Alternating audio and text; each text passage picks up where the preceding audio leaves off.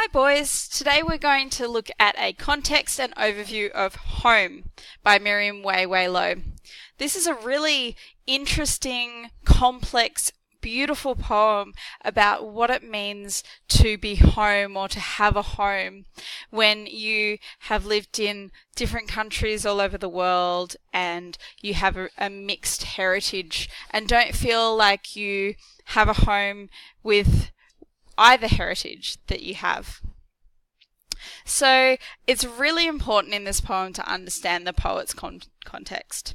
So Miriam Wei Wei Lo was born in Canada in 1973. She was raised and educated in Singapore, and then she moved to Australia in 1993. She is Chinese Malaysian on her father's side and Anglo-Australian descent on her mother's side. She married a Baptist pastor and she's very involved in church life. She edits his sermons and she plays the piano in church. Through her poetry, she explores concepts of family, home, and heritage. Now for an overview of the poem.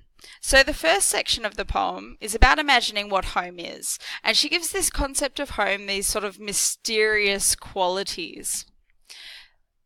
Then it's also about the conflict and contrast between the East and West. So the homeland of her father, where she grew up in Singapore, also compared to her home in the present, living in Australia. She also looks at the connection between culture, religion, and the concept of home in this first section of the poem. The second section of the poem is really about the conflict or contrast between Western religion and Eastern culture. And there's some pain that comes through in this paragraph, as well as some very positive things. So the question that Lo seems to be asking in this section of the poem is embracing Christianity turning away from Eastern culture? The third section of the poem is about the reality of the concept of home in Australia, living in Australia and the suburban life. She has her children there and her children naturally belong in this world. Thinking of this place as home is just so easy for them. She also looks again at the contrast between East and West, this time in terms of poverty and prosperity. In the ending of the poem, she shows optimism, this foreigner flourishing in a new home through this symbolism of the plants.